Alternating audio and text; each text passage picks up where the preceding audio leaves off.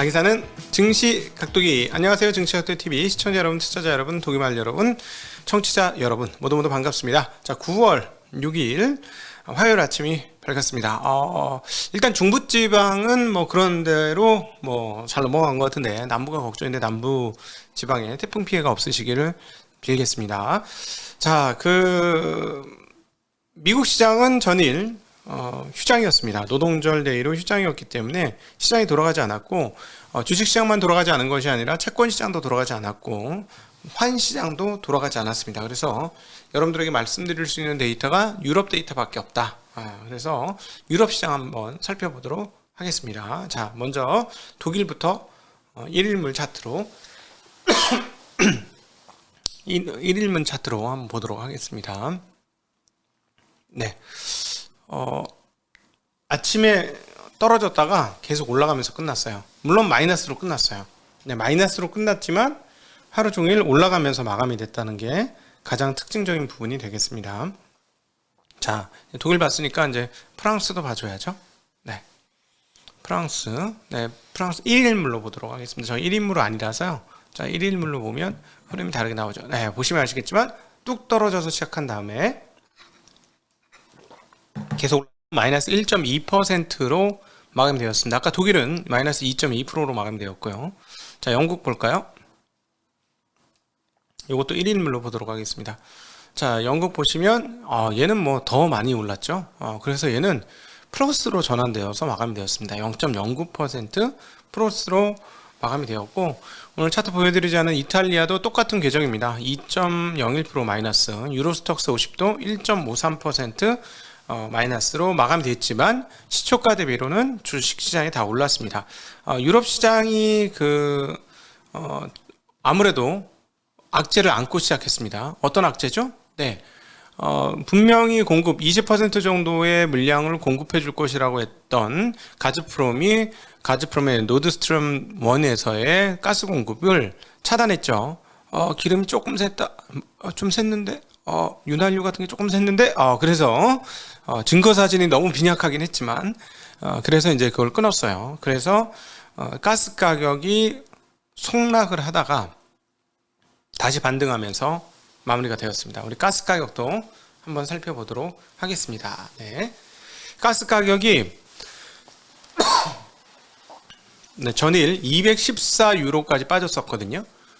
214유로까지 빠졌는데 지금 다시 240 얼마야? 지금 246 가까이 다시 올랐습니다. 네, 246 가까이.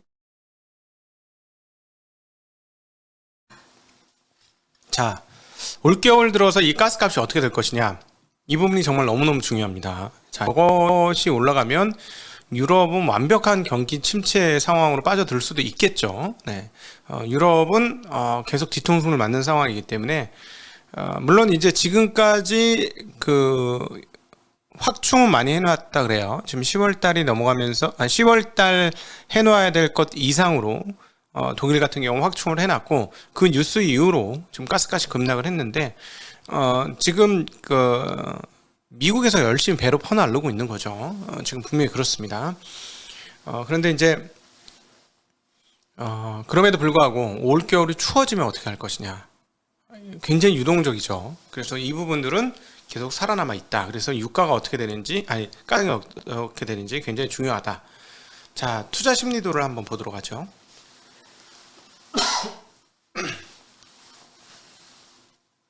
네, 투자 심리도는 뭐 어제와 같습니다. 뭐 시장이 없었으니까 일단 말씀드리는 건, 우리는 이제 피어 쪽으로 가면 괜찮아. 조금 더 떨어지긴 해야 되지만 완전히 괜찮으려면 그 익스트림 피어로 가면 갈수록 괜찮은 심리다, 이렇게 보시면 돼요. 자, 빨리 그걸 머릿속에 넣으셔야 돼요. 익스트림 피어로 가면 괜찮은 거네, 오른쪽으로 가면, 그리드로 가면 안 좋은 거네.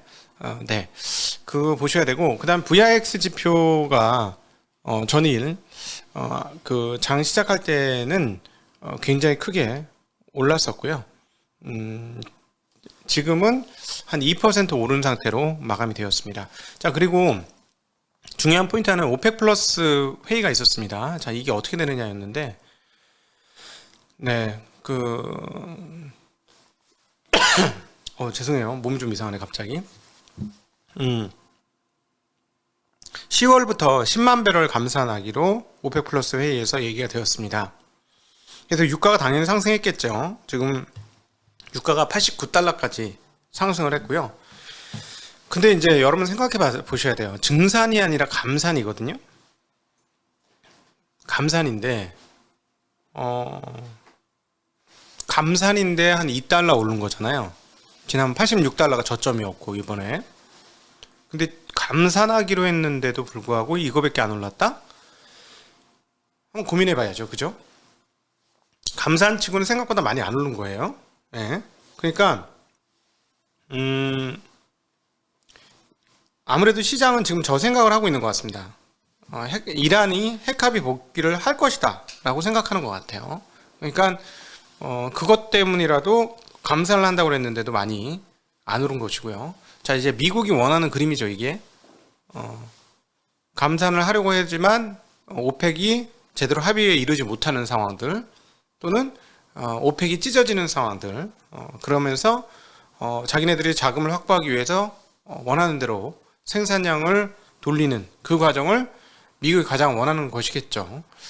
과연 그게 어떻게 될 것인지 좀 봐야 할 텐데, 일단 현재 가격에는 이러한 핵합의 복귀까지도 일부 반영을 하고 있다, 이렇게 보는 게 맞을 것 같아요. 그래서 이란이 핵합의 복귀를 하고 나서 무조건 가격이 떨어져 라고 보기에는 지금 좀 가격을 녹이고 있다. 실제로 이란이 복귀를 했을 때 얼마 정도의 원유를 세계 시장에 공급을 할 것이냐. 일단 지금 알려진 바로는 100에서 150만 배럴 정도는 가능하다.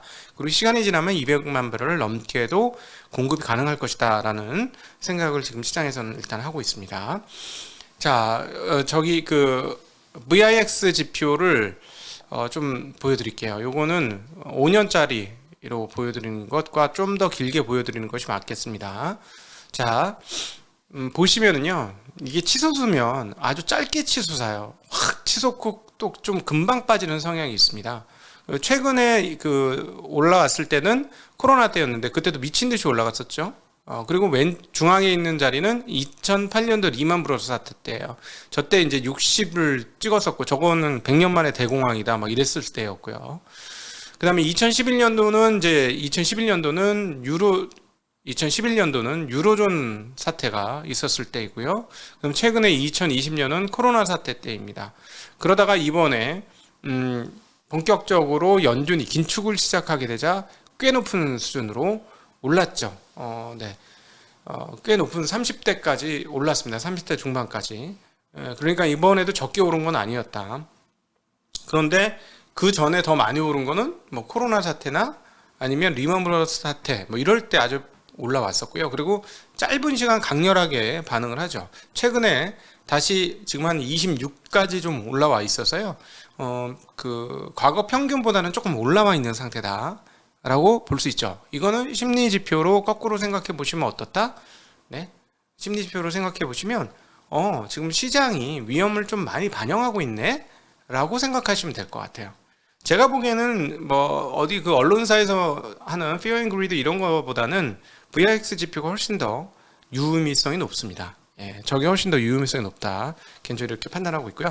자, 인플레 요소들 점검을 해보죠. 자, 미국 가솔린 가격 한번 이제 13일 날 그 CPI 발표를 하기 때문에 미국 가솔린 가격을 살펴보면 지금 소매 가격이 약 3달러 중반대 수준까지 떨어지고 있어요. 예, 물론 이제 떨어지는 폭은 조금 완화되긴 했는데 어쨌든 계속 쭉쭉 빠지고 있고요. 그리고 전년 대비 상승률도 보시면 계속 꾸준히 떨어지고 있는 모습 확인할 수가 있습니다. 지금 보시고 있는 거는 미국의 가솔린 가격이고요. 어쨌든 다행스럽게 계속 하향하고 있죠. 그래서 계속 말씀드리지만 인플레이의 두 축은 미국의 주택 가격과 그리고 하나는 이 유가다 했는데 지금 얘기하고 있는 것은 MBS를 그 만기까지 보유 안 하고 중간에 상각하겠다. 왜냐하면 MBS는 만기가 보통 30년 단위 뭐 이렇게 기니까 그거 갖고 있으면 안 되겠으니까 팔겠다 중간에 뭐 이런 얘기를 하고 있어요. 그래서 주택 가격에 대한 압박은 계속적으로 있을 것이다. 왜냐하면 주택 금리는 계속 떨어지지 않을 것이기 때문에 지금도 높죠. 5.8%니까. 그러니까 그 CPI는 떨어질 확률이 조금 더 높다고 보는 것이 합리적이겠다. 합리적인 추론이 되겠다. 이렇게 볼 수 있겠고요.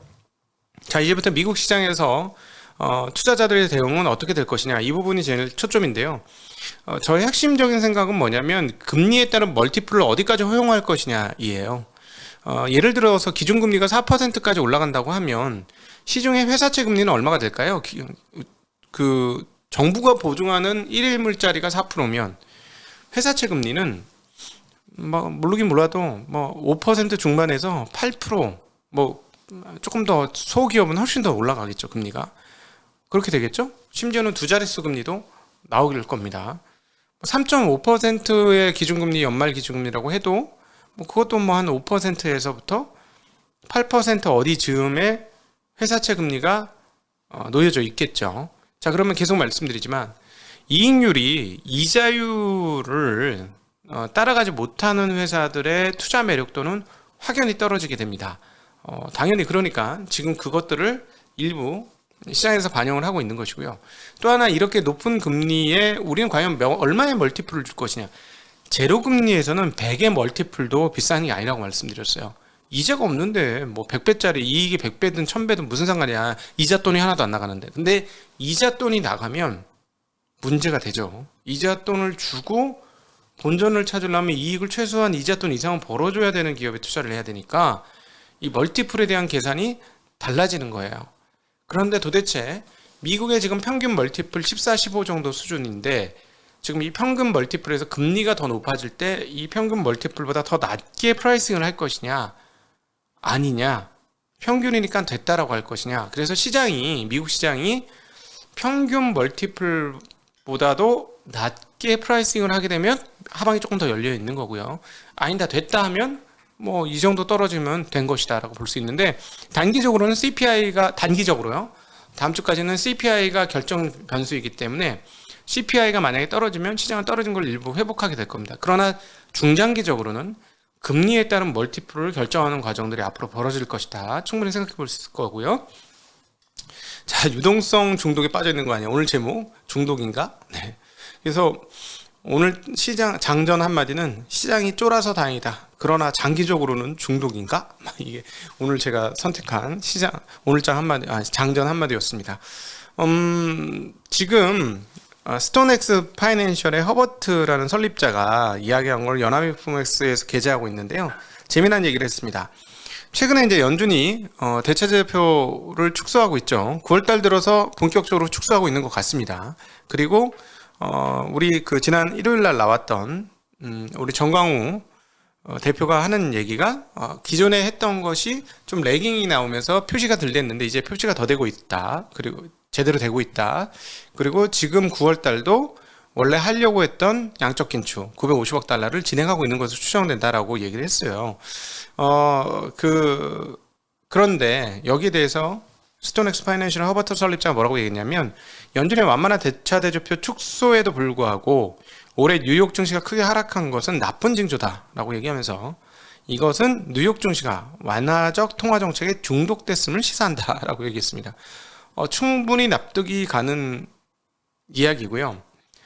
계속 말씀드렸지만 예전에도 말씀드린 시장에 돈이 너무 많다. 그래서 시장이 생각보다 상당히 세고 뭐 이런 거를 긴축을 한다라고 어쩌고 하고 또 금리를 올린다고 하는데도 불구하고 떨어졌다 바로바로 올라가고, 지난번 장 올라갈 때 야, 시장에 돈이 너무 많다, 이런 말씀을 드렸던 건데요. 돈이 많다는 거는 단순히 그 총통화량이 많다, M2가 많다, 그리고 연준이 돈을 많이 뿌렸다, 이런 의미만 있는 게 아니죠. 그러니까 이걸 뒤집어서 한번 생각을 해봐야 되는 거죠. 레버리지가 많지 않겠느냐라는 거죠. 아까 유동성 중독이라고 하는 건 저는 그 얘기를 들으면서 레버리지를 너무 많이 사용하고 있다라고 생각합니다. 금리가 낮으면 레버리지 쓰는데 사람들이 겁이 없어져요. 이자 돈을 안 내니까요. 앞서 금리에 따라 멀티플을 조정한다고 했을 때 그 사이에 숨어져 있는 메커니즘 하나가 뭐냐면 레버리지예요. 금리가 낮으면 레버리지도 커집니다. 그러면 지금 상황들은 뭐냐면 자기 원금으로만 투자한 상황이면 이 정도 뭐 하락했으면 충분히 많이, 그리고 너무 급하게 하락한 거예요. 너무 많이 하락한 거고 단기적으로. 근데 어떤 상황이 있냐면 미국 그 펀드, 사모펀드나 이런 쪽에서는 이익을 극대화하기 위한 방법으로 레버리지 일으키는데 우리처럼 그냥 신용 매수를 하는 게 아닙니다. 신용 매수를 하면 너무 위험하죠. 그죠? 주식 그냥 담보대출로 빌려서 요즘 담보대출 금리가 뭐 5%도 넘고 막 이러는데 그걸로 돈을 빌려서 주식을 2배 샀어. 그럼 어떻게 되죠? 주가 떨어지면 50% 날라면 원금이 다 날아가는 거예요. 그런 레버리지를 얘기하는 게 아니고요. 얘는 어떻게 하냐면 채권을 삽니다. 자금 가지고 채권을 사서 채권을 담보로 돈을 빌려요. 네. 그리고 그걸 가지고 또 채권을 삽니다. 또 돈을 빌려요. 그 채권을 담보로.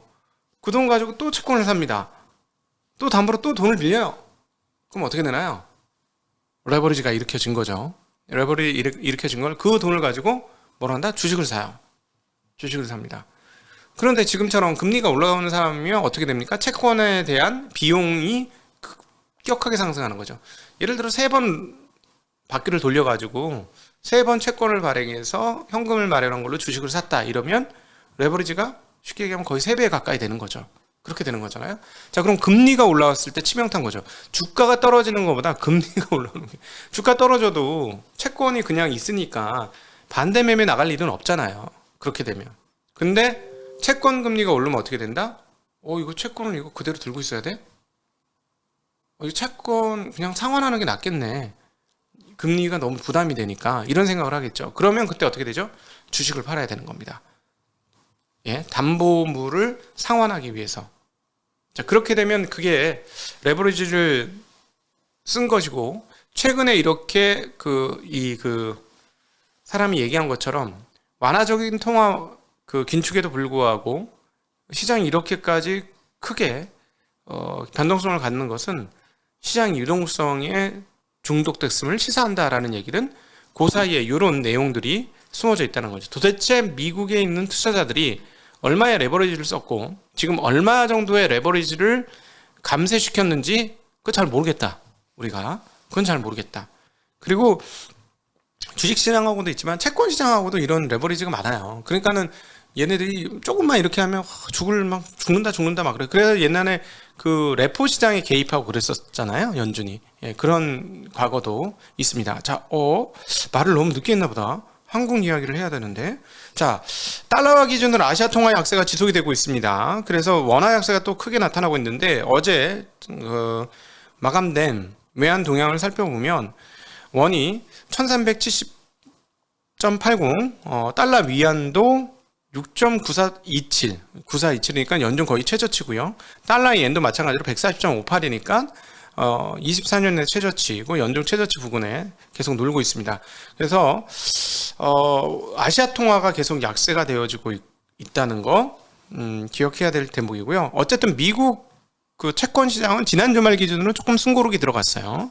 근데 오늘 장의 독일의 채권 10년물은 1.506에서 1.559로 금리가 다시 튀었습니다. 독일 국채의 OBP는 굉장히 큰 거예요. 예, OBP는 굉장히 큽니다. 미국의 10bp나 마찬가지, 그 이상이나 마찬가지라고 보여지는데요. 이게 금리가 튀었으니까 아직 유럽 시장에서 안정되지 않았다라는 모습을 일부 좀 보여준 것이다. 이렇게 정리할 수 있겠고, 자, 이제 한국 시장 얘기를 들어갑시다. 한국 시장. 어제 우리 그 오후에 나츠파님이 한국 그 애널리스트들의 코스피 실적 추정치를 가지고 나왔는데 계속 떨어지다 이제 그만 떨어지냐 이러는데 어쨌든 순이익 전망치가 185조 원으로 지금 컨센이 형성되어 있다라고 본 거고요. 만약에 하반기에 반도체가 더 큰 폭으로 다 실적이 하향을 하게 되면 요거 조금 더 떨어지겠죠. 왜냐하면 얼마입니까? 보통 하이닉스가 60조 원 내의 영업이익, 그 다음에 하이닉스도 10조 대 영업이익 넘게 나죠. 10조 대 넘게 나는 거 맞죠? 예, 그러니까 합산 70조 원짜리의 영업이익 규모가 꺾이면 순이익 규모도 같이 당연히 꺾일 수밖에 없으니까 이 200조 가까이 되는 시장에서 순이익 시장에서 그러면 걔네들이 빠지면은 뭐 3분의 1이 3분의 1에서부터 빠지는 거니까 네, 그 영향은 그대로 유지가 되는데 어쨌든 지금 코스피 시가총액이 얼마냐면 1893조예요. 근데 만약에 순이익이 185조라면 6배에서 조금 넘는 거잖아요. 그러면 이거는 수익률로 환산하면 얼마냐면은 10% 가까이 되는 거죠. 9. 블라블라 퍼센트죠. 9. 블라블라 퍼센트인데, 그러면 한국 주식시장은 비싸냐라고 얘기해 보면 평균적으로 이익률 환산을 해보면 9%대의 이익률을 가지고 있는 게 코스피 시장입니다. 비쌉니까? 이거는 지금 시중 금리가 5%라고 치면 5%, 근데 여기는 9%. 네, 비싸진 않습니다. 그냥 데이터에 따라서 그냥 생각해 보는 거예요. 비싸지 않습니다. 맞죠? 어디가 지금 9%대 중반 이상의 수익률을 내주나요?